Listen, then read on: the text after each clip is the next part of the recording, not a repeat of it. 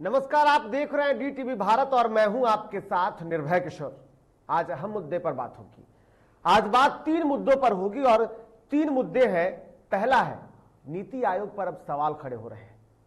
नीति आयोग को लेकर के यह कहा जाता है कि देश के विकास में इसका अहम योगदान होता है, लेकिन बिहार में इसे लोग मानते नहीं हैं और सत्तासीन पार्टियां बीजेपी और जेडीयू खुद इसे मानने को तैयार नहीं है। नीति आयोग के जो रिपोर्ट आते हैं वो साफ तौर पर दिखावे हैं, ऐसा सत्तासीन पार्टियां जो बिहार में है बीजेपी और जेडीयू उनका कहना है। हालांकि देश के बाकी अन्य राज्यों के जो रिपोर्ट आते हैं वहां और अब बिहार हालांकि नीति आयोग की रिपोर्ट में विकास के मामले में काफी नीचे है, तब अब इसे लोग नहीं मानते हैं क्योंकि यहां पर भरोसा कामों में करते हैं, ऐसा नेताओं को कहना है। उस पर आज हम चर्चा करेंगे कि नीति आयोग के रिपोर्ट पर भरोसा नहीं है। और दूसरी बात होगी कि आज कांग्रेस ने राजधानी पटना में सड़कों पर प्रदर्शन किया। केंद्र और राज्य सरकार के खिलाफ जमकर नारेबाजी हुई तो उग्र प्रदर्शन भी दिखा। और साथ ही साथ ये भी बात करेंगे कि पंचायत चुनाव में राज्य निर्वाचन आयोग क्या कर रहा है, सरकार क्या कर रही है और क्या 2 से अधिक बच्चों वालों को चुनाव लड़ने पर पाबंदी होगी। इन सब पर चर्चा करेंगे, लेकिन उससे पहले बात नीति आयोग पर भरोसा नहीं की। दरअसल बातों की शुरुआत करते हैं और सबसे पहले बात आज मुख्यमंत्री नीतीश कुमार से जुड़ी हुई है। दरअसल पहली खबर है बाढ़ को लेकर के। बाढ़ में मुख्यमंत्री नीतीश कुमार एक सभा को संबोधित कर रहे थे। दरअसल वहां पर सामुदायिक केंद्र का उद्घाटन कर रहे थे और वर्चुअल माध्यम से वो राजधानी पटना से जुड़े हुए थे। उनके साथ साथ पूरे कार्यक्रम के दौरान स्थानीय विधायक यानी बाढ़ से विधायक जो हैं ज्ञानेंद्र सिंह ज्ञानू वो भी मौजूद थे। उस सभा के दौरान एमएलसी नीरज कुमार और मोकामा से सांसद ललन सिंह जुड़े हुए थे। इसके अलावा कई अन्य अधिकारी थे, पटना के जिलाधिकारी भी मौजूद थे और उद्घाटन हो रहा था। इस उद्घाटन कार्यक्रम में आज नीति आयोग की चर्चा हो गई, लेकिन उससे पहले कार्यक्रम में क्या कुछ हुआ और कार्यक्रम के दौरान मुख्यमंत्री ने क्या कुछ कहा, पहले मुख्यमंत्री को सुनते हैं, उसके बाद बात करेंगे। बाढ़ जो पार्लियामेंट्री कंस्टिट्यूंसी था वो हट गया, मुझे कितना दुख हुआ था। और उसके बाद से ही हमने फैसला ले लिया कि चलो अब पार्लियामेंट का कभी चुनाव नहीं लड़ेंगे। आप ये जान लीजिए कि हमारा बाढ़ से क्या लगाव रहा है और उसके लिए क्या करते रहे हैं, ये सबको मालूम। अब उस समय जो कितना हम घूमते रहते थे, हम केंद्र में अगर मंत्री भी थे श्रद्धेय अटल जी की सरकार में, तो भी हम आ ही जाते थे और कभी यहां कभी वहां। कौन ऐसा मौसम है जिसमें हम नहीं घूमते थे? जाड़ा हो, गर्मी हो, बरसात हो, सब समय किसी न किसी प्रकार से घूमना। और पूरा का पूरा तो मेरा प्रतिदिन टाल का उदाहरण है। तो 12 किलोमीटर प्रतिदिन की यात्रा होती थी जब हम घूमते रहते थे। और एक बार तो हमको याद है कि हमको 16 किलोमीटर चलना पड़ा था। तो हम ये सब भूलते हैं और बाद में देखिए लोगों को पूरा भरोसा था। और अब देखिए चलने में किसी को दिक्कत होती है, किस तरह से कितनी सड़कें बन गई, कितना पुल बन गया। और टाल एरिया के विकास के लिए भी सबसे पहले हमने जब हम हरनौत के विधायक थे तभी हमने जो तो बिल्कुल ये झलकियां थी उस कार्यक्रम की, जिस कार्यक्रम के दौरान मुख्यमंत्री वर्चुअल माध्यम से जुड़े हुए थे। बाढ़ के लोगों को संबोधित भी किया और सौगात भी दी, आगे भी और सौगात देंगे, ऐसा उन्होंने चर्चा किया है। बाढ़ का विकास हो रहा है ऐसा मंत्रियों का कहना है, ऐसा जो वहां के विधायक हैं उनका कहना है। ज्ञानेंद्र सिंह ज्ञानू दरअसल बीजेपी के विधायक हैं, लेकिन वो नीति आयोग की रिपोर्ट को नहीं मानते हैं।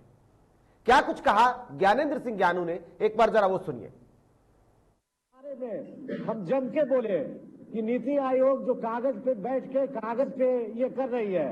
हमने कुछ भारत सरकार के जो बड़े अफसर, सेक्रेटरी रैंक के अफसर जो मेरे मित्र हैं उनसे पूछे कि क्या ये सब नीति आयोग क्या करती है, तो बोला वो जो बड़े अफसर जो भारत सरकार के हैं, जो आईएएस अफसर, ज्वाइंट सेक्रेटरी से एडिशनल सेक्रेटरी, सेक्रेटरी रैंक के अफसर हैं, उन्होंने कहा कि ये सब लोग अपना कागज पर ही बैठ के देख के अपना सुन के बात कर देते हैं। इस तरह का नीति आयोग का इस तरह का ये है, कोई धरातल पर वो काम नहीं करती है नीति आयोग। तो इस तरह का समझिए कि दुर्भाग्यपूर्ण रहा। हमने तो काफी बोला, काफी छपा भी और कोई कंट्राडिक्शन भी नहीं आया किसी का उस पर। तो इस तरह से बिहार में विकास, हर क्षेत्र में विकास हो रहा है, कोई क्षेत्र अधूरा नहीं। तो सुना आपने, कोई क्षेत्र अधूरा नहीं। और आप कह रहे हैं कि नीति आयोग जमीनी स्तर पर काम नहीं करती। चलिए, ये तो थे विधायक महोदय। अब जरा सा जिस नीति आयोग की हम चर्चा करने वाले हैं उससे पहले सदन में बैठने वाले एमपी महोदय की भी सुन लीजिए। सांसद महोदय भी इस बात को नहीं मानते और वो कहते हैं कि वो काम करने पर भरोसा करते हैं, और इसी का नतीजा है कि मुख्यमंत्री नीतीश कुमार आज जनता के दिलों में रहते हैं। क्या कुछ कहा मोकामा से सांसद ललन सिंह ने, जरा सा नीति आयोग को लेकर के एक बार उनकी भी सुन लीजिए। पूरे बरसात के दिनों में आज क्या है, हर गांव में बिजली उपलब्ध है। विकास तो पूरे बिहार में हुआ है, विकास का, बिजली का। और ज्ञानी जी चर्चा कर रहे थे नीति आयोग को, छोड़िए ना नीति आयोग को जो किताब छापना है वो छापता रहे। बिहार की जनता जानती है और बिहार के एक एक लोगों के मन में और एक एक लोगों के दिल में नीतीश कुमार जी बसते हैं। इसलिए बिहार का विकास। अब नीति आयोग किताब छापते रहे, कौन पढ़ने जाता है नीति आयोग की रिपोर्ट? अखबार में छपवाते रहते हैं, तो वहां से जो बैठे बैठे कागजी जो शेर लोग हैं वो अपना करते रहे। लेकिन जो विकास बिहार में हुआ है, ठीक कहा ज्ञानू जी ने, बिहार में जो विकास हुआ है किस प्रदेश में हुआ है?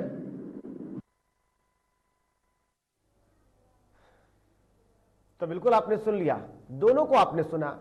अब सबसे बड़ा सवाल यहां पे ये है, आज मकसद इसलिए था क्योंकि क्या नीति आयोग पर अगर भरोसा नहीं है तो सवाल यह है कि मुख्यमंत्री के सामने अगर बैठ करके एक विधायक, एक सांसद अगर ये कहते हैं कि नीति आयोग के नियमों पर, नीति आयोग की उस किताबों पर उन्हें भरोसा नहीं है। मुख्यमंत्री काम करते हैं, जाहिर सी बात है काम होनी चाहिए, और हमने मुख्यमंत्री को अगर चुना है तो यही सोच करके चुना है कि हमारे राज्य में विकास होगा। केंद्र की अगर बात की जाए तो केंद्र सरकार उसी पर भरोसा करती है नीति आयोग जब रिपोर्ट बनाता है, लेकिन ये लोग नहीं मानते हैं। अब आइए जरा सा बताते हैं आपको। दरअसल नीति आयोग राष्ट्रीय भारत परिवर्तन संस्थान इसको कहते हैं। भारत को बदलने की शक्ति इसमें होती है नीति आयोग में। भारत सरकार द्वारा गठित एक ऐसी संस्थान है जिसे योजना आयोग के स्थान पर बनाया गया है, और 1 जनवरी 2015 को इस पर नए संस्थान के संबंध में जानकारी देने वाला मंत्रिमंडल का प्रस्ताव जारी किया गया। यह संस्थान सरकार के थिंक टैंक के रूप में काम करती है, सेवाएं प्रदान करेगा और उसे निर्देशात्मक एवं नीतिगत गतिशीलता प्रदान करेगा, ऐसा नीति आयोग का कहना है। जब योजना आयोग थी तो उसको हटा करके नीति आयोग लगा दिया गया कि नीति आयोग आएगी और नीतियां बनाएंगी, बेहतर काम होंगे। नीति आयोग केंद्र और राज्य स्तरों पर सरकार को नीति के प्रमुख कारकों के संबंध में प्रासंगिक, महत्वपूर्ण एवं तकनीकी परामर्श उपलब्ध कराएगा, ऐसा कहा गया। इसमें आर्थिक मोर्चे पर राष्ट्रीय और अंतर्राष्ट्रीय आयात, देश के भीतर, साथ ही साथ अन्य देशों की बेहतरीन पद्धतियों का प्रसार, नए नीतिगत विचारों का समावेश और विशिष्ट विषयों पर आधारित समर्थन से संबंधित मामले शामिल होंगे। नीति आयोग के मुख्य कार्यकारी अधिकारी अमिताभ कांत हैं, लेकिन आपको बता दूं, दरअसल इस नीति आयोग के अध्यक्ष जो होते हैं वो प्रधानमंत्री होते हैं, और इस बार प्रधानमंत्री नरेंद्र मोदी हैं तो इसके अध्यक्ष हैं। और एक और जानकारी, दरअसल नीति आयोग के जो अध्यक्ष होते हैं वही तय करते हैं कि इसमें कौन कौन से लोग शामिल होंगे, और उपाध्यक्ष प्रधानमंत्री द्वारा ही नियुक्त किया जाता है। अब इसका मुख्य उद्देश्य क्या होता है तो आपको सीधे शब्दों में बता दूं, दरअसल नीति आयोग का जो मुख्य उद्देश्य होता है वह यह कहा जाता है कि नीति आयोग मजबूत राज्य की एक मजबूत राष्ट्र बनाने के लिए काम करती है, संघीय सहायता की भावनाओं को बढ़ाने के लिए राज्य को निरंतर संरचित समर्थन तंत्र के माध्यम से सहयोग प्रदान करता है, ग्रामीण स्तर पर विश्वसनीय योजनाएं बनाने के लिए तंत्र विकसित करना और सरकार के उच्च स्तरों तक इसे उत्तरोत्तर विकास करना शामिल होता है। यानी कि ये सब कुछ नीति आयोग करता है। और हमने बताया कि इसके सीईओ जो है वो अमिताभ कांत है। नीति आयोग के सदस्यों में विवेक देवराय, बीके सारस्वत, रमेश चंद्र और विनोद पाल शामिल हैं। योजना आयोग और नीति आयोग में मूलभूत अंतर है कि इसमें केंद्र से राज्यों की तरफ चलने वाले एक पक्षीय नीतिगत क्रम को एक महत्वपूर्ण विकासवादी परिवर्तन के रूप में राज्यों के विकसित और सतत भागीदारी से बदल दिया जाएगा, ऐसा इसका मानना था। लेकिन आज राज्य ही जब नहीं मानेंगे तो क्या होगा? राष्ट्रीय उद्देश्यों को दृष्टिगत रखते हुए राज्यों की सक्रिय भागीदारी के साथ राष्ट्रीय विकास प्राथमिकता क्षेत्रों और नीतिगतों का एक साझा दृष्टिकोण विकसित करेगा। नीति आयोग का विजन बल प्रदान करने के लिए प्रधानमंत्री और मुख्यमंत्रियों को राष्ट्रीय एजेंडे का प्रारूप उपलब्ध कराना है। लेकिन बिहार में लोग नहीं मानेंगे और ऐसे में सशक्त राष्ट्र कैसे बनेगा जब राज्य ही इसको नहीं मानने को तैयार होंगे। सशक्त राष्ट्र की शाश्वत राष्ट्र का निर्माण कर सकता है। इस तथ्य की महत्ता को स्वीकार करते हुए राज्यों के साथ सतत आधार पर संरचनात्मक और सहयोग की पहल और तंत्र के माध्यम से संपूर्ण संघवाद को बढ़ावा देगा। लेकिन आप खुद समझ लीजिए कि किस तरीके से बातें कही जा रही हैं। नीति आयोग यह भी कहता है कि ग्रामीण स्तर पर विश्वसनीय योजनाएं बनाने के लिए तंत्र विकसित करना और सरकार के उच्च स्तरों तक इसे उत्तरोत्तर विकसित करना, राष्ट्रीय सुरक्षा के हितों में आर्थिक, राजनीतिक और नीतिगत शामिल की गई है। इसके साथ साथ समाज के उन वर्गों तक विशेष ध्यान देना जो आर्थिक प्रगति से पर्याप्त रूप से लाभान्वित नहीं है। प्रमुख हितधारकों, राष्ट्रीय और अंतर्राष्ट्रीय थिंक टैंकों जैसे शैक्षिक और नीति अनुसंधान संस्थानों के बीच भागीदारी को प्रोत्साहन करना नीति आयोग का काम होता है। इसके साथ साथ राष्ट्रीय और अंतर्राष्ट्रीय विशेषज्ञों, चिकित्सकों तथा अन्य भागीदारों के सहयोग से ज्ञान, नवाचार और उद्यमशीलता की सहायता प्रणाली बनाना। लेकिन अब बिहार इसको नहीं मानता है। बिहार के जो सांसद है वो नहीं मानते हैं, बिहार के जो विधायक है वो नहीं मानते हैं। लेकिन जरा सा आपको थोड़ा सा ये भी समझा देते हैं। दरअसल नीति आयोग पर जो लोग भरोसा नहीं करते थे पहले, क्या वो लोग योजना आयोग पर भरोसा करते थे? दरअसल नीति आयोग और योजना आयोग में अंतर क्या होता है, थोड़ा सा आपको यह भी समझा दूं। एक सलाहकार थिंक टैंक के रूप में नीति आयोग काम करता है, जबकि एक संवैधानिक निकाय के रूप में कार्य योजना आयोग के द्वारा किया जाता था, जबकि इसे ऐसा दर्जा नहीं मिला था। और ये हाल थे, लेकिन उसके बाद लोग मानने को तैयार नहीं। अब आप जरा समझ लीजिए कि कैसे ये काम हो रहा है।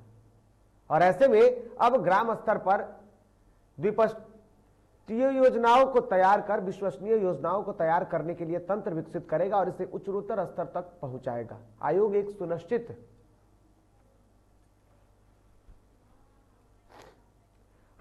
सुनिश्चित करेगा कि क्षेत्र विशेष रूप से उसे सौंपे गए हैं उनकी आर्थिक कार्य नीति और नीति में राष्ट्रीय सुरक्षा के हितों को शामिल किया गया। लेकिन नीति आयोग पर ये लोग भरोसा नहीं करेंगे।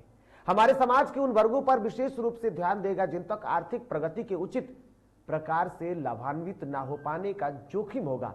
रणनीतिक और दीर्घावधि के लिए नीति तथा कार्यक्रम का ढांचा तैयार करेगा और पहल करेगा। साथ ही उनकी प्रगति और क्षमता की निगरानी करेगा। निगरानी और प्रक्रिया जो होगी वो आधार पर होंगी, विशेष तौर पर जमीनी स्तर पर काम करने पर होगा।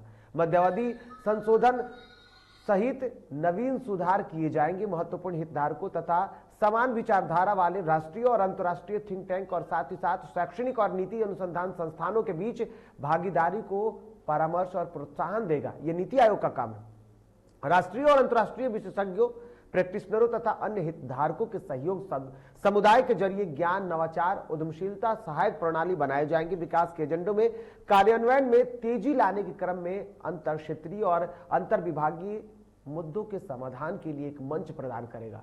लेकिन ये लोग नहीं मानते। ये लोग सिर्फ ये कहते हैं कि ये किताबें छापते हैं। अगर ये किताबें छापते हैं तो फिर नीति निर्धारण कैसे होता है? सबसे बड़ा सवाल उठता है। और उससे भी बड़ा सवाल यह है कि क्या मुख्यमंत्री के सामने बैठ करके अगर इस तरीके के एक संवैधानिक संस्थान को, जो कि देश के विकास में अपना महत्वपूर्ण योगदान करती है, जो काम करती है और जिसके अधिकारी दिन रात मेहनत करते हैं देश के विकास के लिए, एक बेहतर राष्ट्र बनाने के लिए, अगर उनके कामों पर यह सवाल उठाया जाएगा तो यह कितना बेहतर है? समझने वाली बात है। अत्याधुनिक कला संस्थान केंद्र बनाना, यानी कि हर ओर से देखे, हर उस विकास के कार्यों के लिए नीति आयोग काम करता है। लेकिन बिहार में ऐसा नहीं माना जाता।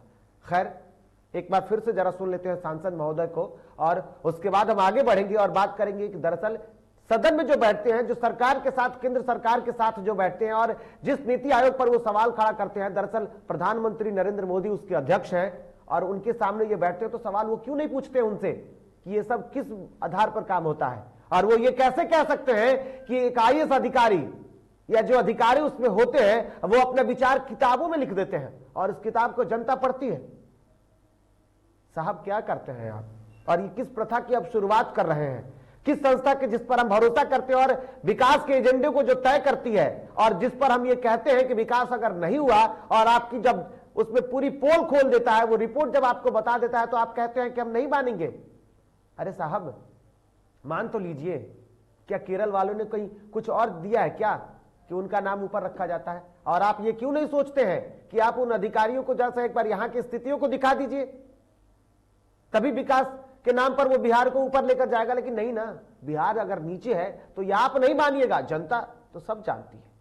चलिए खैर, सांसद महोदय ने क्या कुछ कहा एक बार जरा सा वो सुन लीजिए, फिर आगे बढ़ेंगे। पूरे बरसात के दिनों में आज क्या है, हर गांव में बिजली उपलब्ध है। विकास तो पूरे बिहार में हुआ है, विकास का, बिजली का। और ज्ञानी जी चर्चा कर रहे थे नीति आयोग को, छोड़िए ना नीति आयोग को जो किताब छापना है वो छापता रहे। बिहार की जनता जानती है और बिहार के एक एक लोगों के मन में और एक एक लोगों के दिल में नीतीश कुमार जी बसते हैं। इसलिए बिहार का विकास। अब नीति आयोग किताब छापते रहे, कौन पढ़ने जाता है नीति आयोग की रिपोर्ट? अखबार में छपवाते रहते हैं, तो वहां से जो बैठे बैठे कागजी जो शेर लोग हैं वो अपना करते रहे। लेकिन जो विकास बिहार में हुआ है, ठीक कहा ज्ञानू जी ने, बिहार में जो विकास हुआ है किस प्रदेश में हुआ है?